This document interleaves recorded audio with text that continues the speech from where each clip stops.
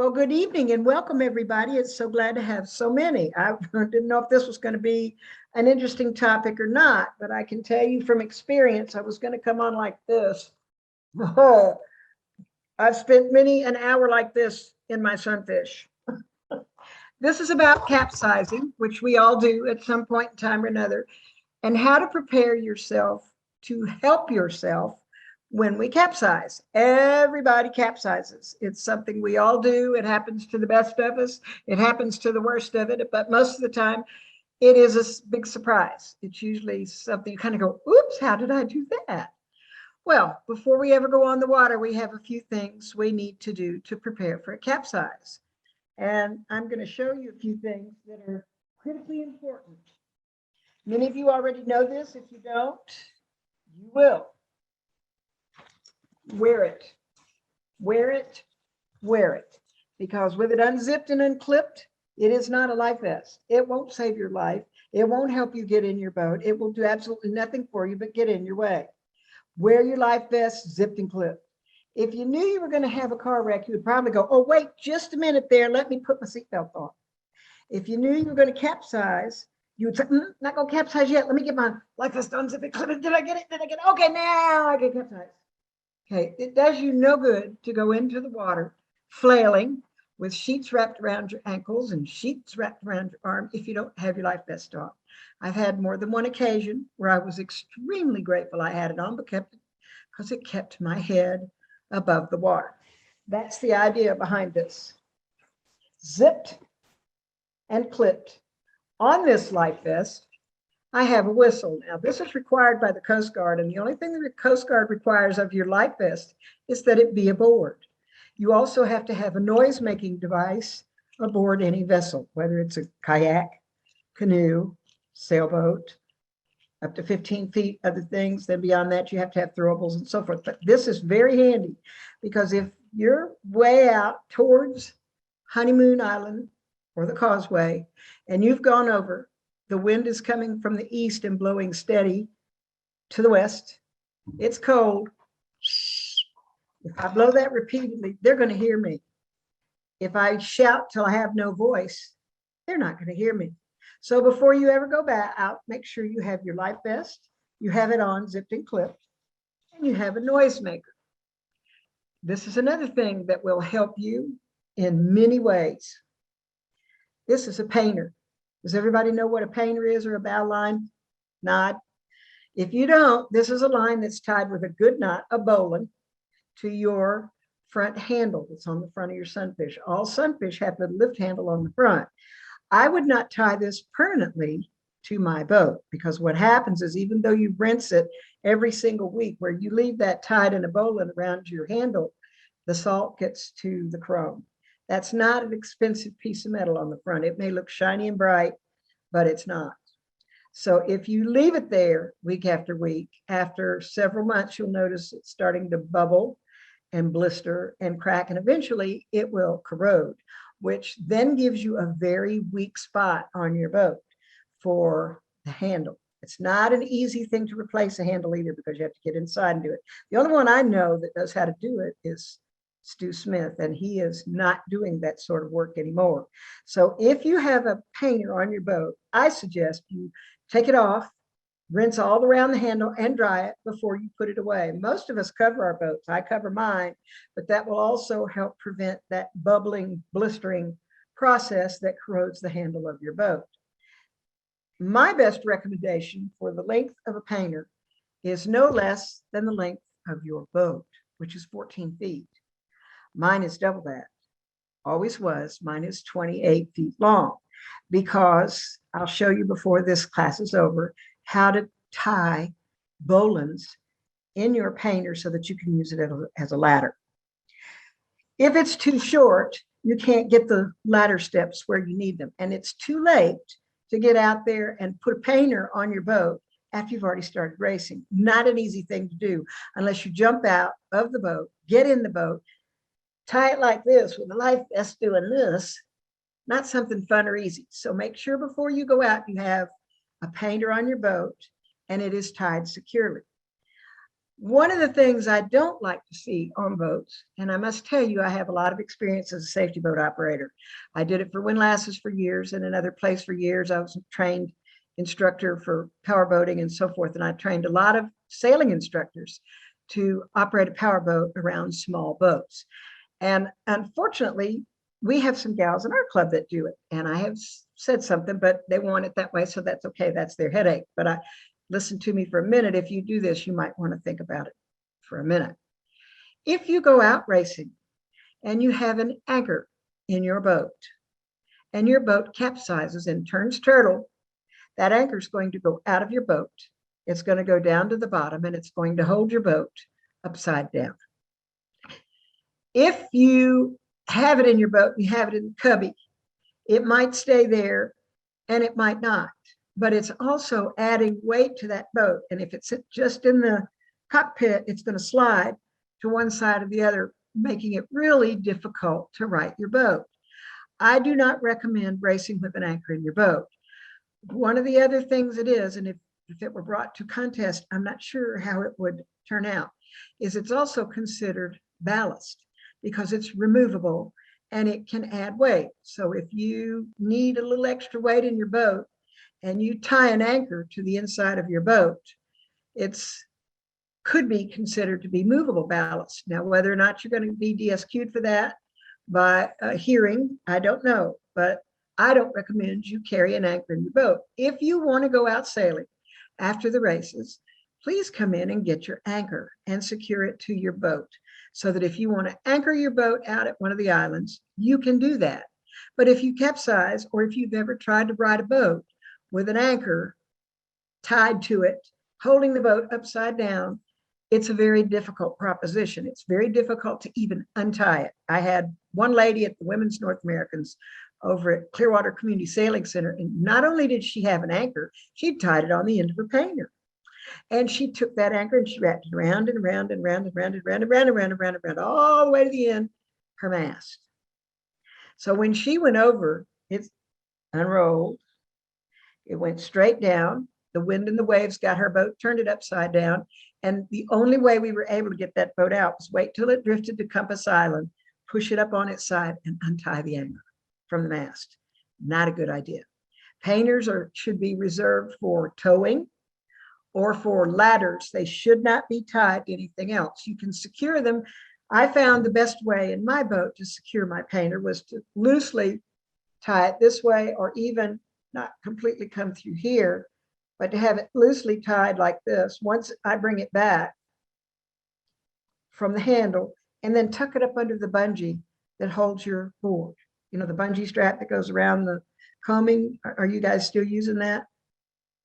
Okay, because this will tuck under there and it will stay there most of the time because you may need it. It's a very handy thing to have this painter in a place where you can get to it, and it shouldn't get down in your cockpit and tangle up in your feet. It shouldn't get under there if you've got it under the bungee. Okay, so now we're already out there. We're safe. We don't have an anchor on board. We don't have the painter tied round and round and round and round from the handle to the mast to the handle to the mast. We didn't do that. So we have a free painter. We have no extra weight on the boat. We're looking over here, and all of a sudden we get a big gust of wind, and I'm going upwind so good I don't want to let go. Well, what generally happens is that you let go when about a second and a half after you should have. And if you do that, you're going to go, oh dear. And just as you say dear, you're going to go. Most of the time, it's right on top of the sail or very near it, which means you're not going to come up under the sail. To all of you that I'm seeing here, most of you that I know can ride a capsized sunfish. It's not particularly easy, but it's not particularly hard either. The most important thing about a capsize is to stay with your hull. Stay with your hull. Stay with your hull. Because if it gets away from you, when we come after you in the safety boat, we're going to go to your hull. That's what we can see. If we get to your hull and you're not there, we don't know where to look. Your head is about as big as one of those crab traps, and you're bobbing up and down just below the surface. And if it's choppy, which it will be usually when you capsize, not always, but usually, if your head goes down in one of those swells, we can't find you. So if you have let your hull go and it's continuing to go off in this direction, we're going to look over in this direction. We're going to try to look upwind. If your board comes off your boat and goes drifting down current, let it go. You can buy another board. If your rudder comes off and drifts down current, downwind, and you see it going, don't let go of your hull and go get it. It's replaceable. Everything on that boat, everything is replaceable except you. So if you panic and think, I just bought that $350, $450 board, let it go. What we can do is try to go get it after you're rescued. People are first, and not worry about the board. If you can't hold on to the hull, if your hull is a little bit slippery, grab the painter. If it's up underneath in that bungee, all you got to do is pull it. If you find it and see it, pull it and hold on to that. That gives you 28 feet of length to hold on. And you can pull yourself to the boat. Don't think for a minute you can swim with that boat. I've never seen it successfully done, not in any kind of wind. If it's flat, calm out there, you might get a little ways, but not far. If there's any current at all, which there's always current where we sail, you're just going to keep going right with the boat. Don't try to swim with that boat. That's a shortcut to disaster. You're going to stay with the hull, or you're going to hold on to the painter. Now, there's two different ways to right your boat. There is the centerboard push, which means you get up on this, hold the centerboard like this, walk your hands out to the end, put your feet on the hull, push with your feet, pull with your hands. And you just got to keep holding on, because as the water pours out of the sail and the water pours out of the cockpit, it's going to very slowly start coming up. All of a sudden, you're going to feel it give. When it does, keep pulling, reach up over the top of the side, hold on to that boat, grab that cockpit area and just hold on to it. Otherwise, it's going to go right on over. And then you go, well, I got this. Then get in the best way you can. There's a lot of different ways to get in. One of them is 8 fingers, where you use 8 fingers to pull halfway across. You get your life vest up on the side of the cockpit so that you're not slipping right back off. Reach across the cockpit with 8 fingers, pull, and you're in right there in the cockpit. A lot of people are very tired after that maneuver, so you should rest a minute. Get in the cockpit, get your wits about you, look and see where stuff is. Did you survive? Yeah, you survived. It doesn't take long to get your wits. And then do what you need to do. You can sheet in, you can go off wind and drain your boat a little bit if you need to. Whatever is right for you is right for you. Some people can pop back in a boat and keep on going. I'm not one of those. I've had people say, didn't I just see you in the water? Well, yeah, that was 2 legs ago. They're coming around me the second time. So whatever works for you, works for you. It does take a reasonable amount of upper body strength to do this, but I did it for a long time past what I expected to do it. The other is the mast lift. If your boat is flat on the water and the mast, not the mast, but the upper spar or mast, is laying fairly close to the surface, you can go around, and if your painter's long enough, 28 feet, you can hold it in your hand, you can go around to the top of the mast or to the upper spar and start pulling like this. If you get the edge of the sail and you pull it up like this and the wind gets under it, the wind's going to take your boat right straight up. The only problem is sometimes it takes it right straight up and right over again. So in order to succeed with that method, you have to get your bow in the wind. Regardless of which one you use, whether it's the centerboard push or the mast lift, try to get your bow in the wind. If you can, you will have a much easier time recovering the capsize. All right, you've tried 3 times, up and down, up and down, up and down. You can't do it. The safety boat is watching you. I, as a PRO, am watching you. I have team members on the race committee team watching our sailors all the time. So if you think we're out there having a good old time after the race starts, think again. Our eyes are on you all the way around. We're not checking to see if you sailed the course. We're counting heads, counting votes to make sure we still have the same number that we started with. If we see someone go over, immediately we're on that radio, radioing the safety boat, and we check the time. This time of year, it's not terribly important, but during the colder months, the time is important. 20 minutes in the water and they're hypothermic. That's all it takes. So we watch the time to see how long you've been in the water. We check the water temperature that morning. Not until November, December do we really get a little concerned about the water temperature and so forth. So that's what we're doing. We will probably see you capsize. So will a dozen other people, and the people all in the condos will see you capsize too. And if we don't manage to get you in time, they'll call 911. And if that doesn't satisfy them, they'll call the Coast Guard. Has that happened? Yeah, it has. It has. They just come out there and go, so what do you want from us? We are capable of managing ourselves. If I thought someone's life was in danger, I wouldn't hesitate to call Clearwater Fire Department, because they do have a rescue squad with jet skis. So if someone was seriously injured, they could get out there very quickly and get someone help very quickly. Fortunately, we've never had to do that. Okay, so now here comes the safety boat. We've already been prepared. We got a life vest on, so we know we're going to be bobbing out there a little while. We're holding on like this, or we're doing this, going along the side of the boat, get around to the bow, holding on to the painter, whatever. And here they come, putts, putts, putts, putts, putts. When you see them coming towards you, if they don't see you, wave your arm. If you do this, it means I'm in trouble, big trouble, danger, danger. But wave one arm, make sure they see you. If you don't think they see you, move to the opposite side of the boat from where they're coming. Does that make sense? So if they're coming at you from here, right here, and you're over here, get on the other side of the boat. I don't know how to put this delicately, but I don't know all the operators. And my safety is number one to me. And I do not want to be in the water on the same side of my sailboat with someone in a prop running. I don't want to be where they are if the prop is turning in gear. Most of the time, if I'm on the safety boat, I will turn it off. There are occasions when you can't. If the wind is high and the swells are big, you're going to be down at the other end of the causeway before you can even help them. But I will make sure that I'm on the opposite side of the boat as the safety boat. And they should ask you, do you need help? Blah, blah, blah. Yes, I do. May we give you help?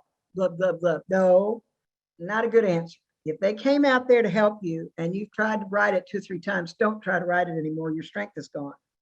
If you think you can, keep trying. But most of the time, by the time they get there, you're tired. So say, yes, I do give you permission to help me. What do you want me to do? So you're going to say this to them over your boat. What do you want me to do? They will tell you what they want you to do. We want you to put both your hands on the side of the boat. We're going to lift the boat so that all you have to do is pull yourself in it. Has anybody done that? That's how I generally rescue sailors from a capsize. I lift the side of their sailboat, which puts the cockpit closer to them. They don't have to pull up and over the side. All they have to do is pull themselves in. If I can get my sailors back in their sailboat, I'm much happier. I prefer to have them in their sailboat than on the safety boat with me, because we have a very small safety boat. And sometimes it's loaded with stuff. There's no room for a person on there. So if they can help you get in, then that's what you need to do. If they tell you they want to tow you, you're going to say, that's fine. What do you want me to do? Some operators want you to pull the board and raise the rudder and take your main sheet out. That is up to you. If you feel safer with your rudder in, leave your rudder in. But if you leave your board all the way down, your boat's going to fishtail like this. As the water speeds up around one side, the very thing that makes it sail is what's going to make it fishtail, is the sides are curved. So I recommend you take your board out and slide it in the cubby in the back. If you have the rudder in and the tiller, you can steer. It's more than one time that I have taken my sail down, which for me on a sunfish wasn't hard.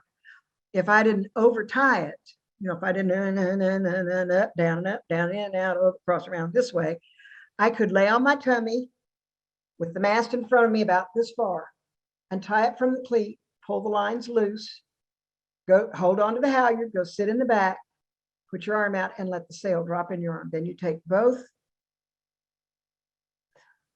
the boom and the upper spar, lay them in your lap with your sail and say, I'm ready. Do you guys know how to tie on to a line? Yeah, no, maybe. I recommend you make a bowline and a bowline, which I think you should all know how to tie a bowline. If you don't, ask me, I'll teach you. I couldn't tie it for years and years and years. I had a kindergartner teach me and I never forgot. So if the committee boat has thrown you a line and is floating around in the water like this, make a quick bowline in that line, but you're going to make the bowline comes back through the hole, and you want to put another half hitch through there because it may come untied before you get the second bowline through it. So you make it a little farther up this time, make a pretty good size loop out of the hole, behind, down through, and leave a little bit of extra on this one. So you can come up here and put 1/2 hitch in. Raise your hands up a little bit because your hands are not in the screen. Thank you. Okay, I've got a bowline with a 1/2 hitch in it. That way it won't come untied. There you go. Okay, this is the one you just tied in the end of the safety boat. Now I always have bowline in the end of the line. I do that before I go out there, but not everybody does. We don't all do it the same way. So then I take my painter. Now you can double it back if you want to, but you don't have to. I take my painter, I put it through the loop I just made, and I tie another bowline. So this is a bowline through a bowline.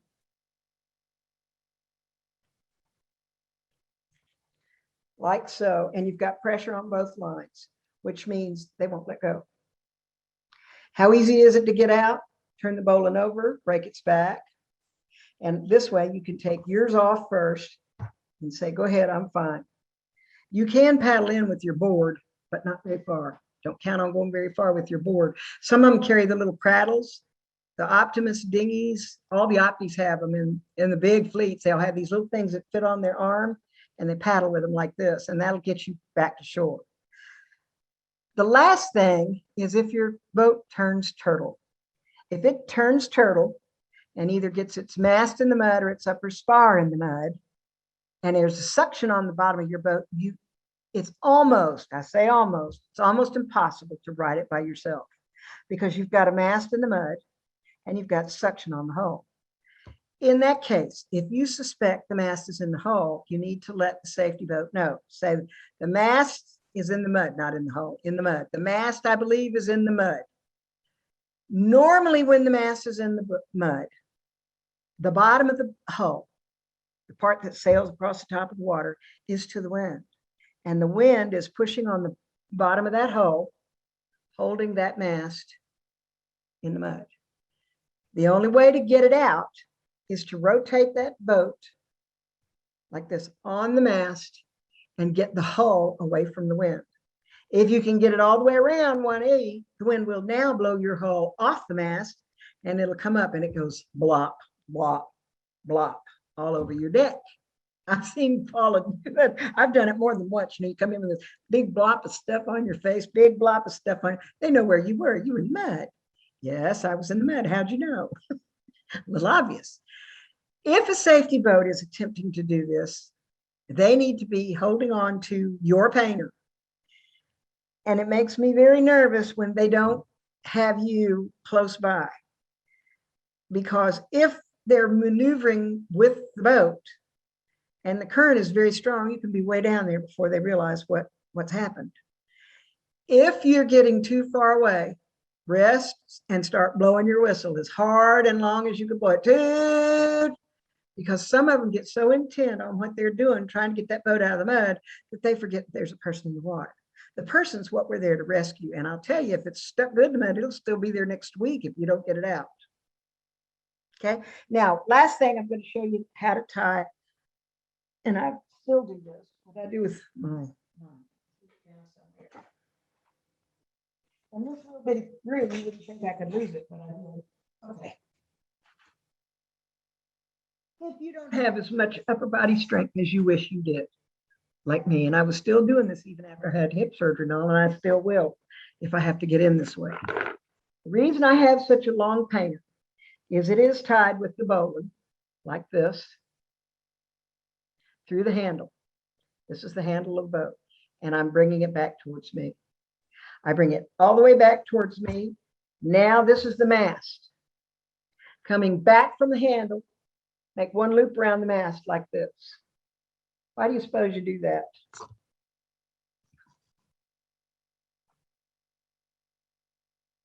So that if you use it like a ladder, it doesn't capsize your boat. If you just use it from the bow, it's going to go right over on you. I go around the mast and around behind the coaming, the splash guard like this around the triangle.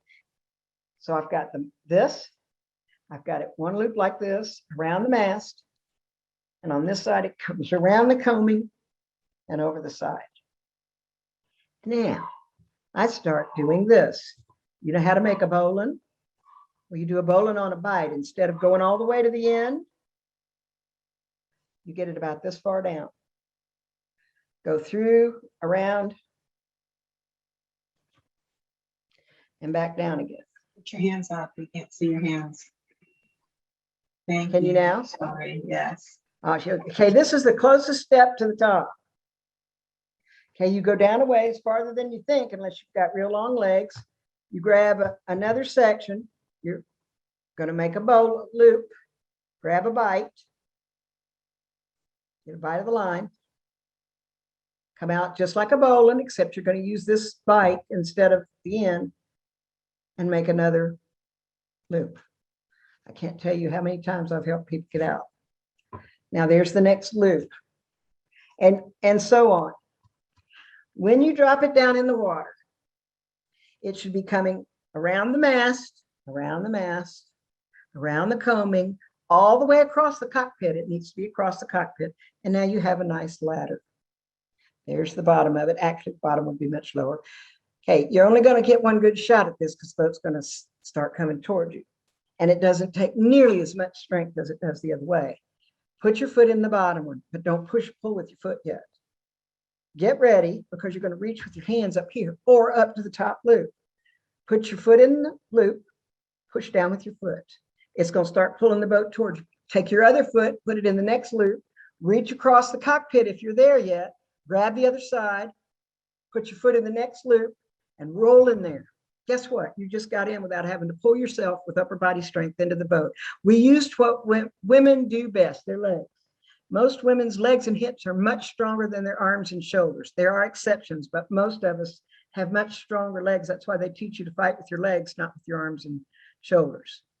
And I have no idea what time it is. Is it 7:30 yet? It is 7:30. Okay. Are there any questions that I can answer quickly? Did I just jabber on to your I have one.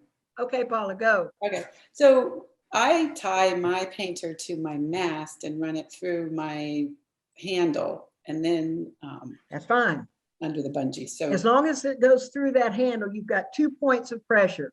If it's tied to the mast, that's an awful lot of effort in that one spot. If it's tied through the mast and then through the handle or through the handle and around the mast, you're pulling in both directions this way against the boat instead of just one thing. You're equalizing the pressure. so that's good. That works great.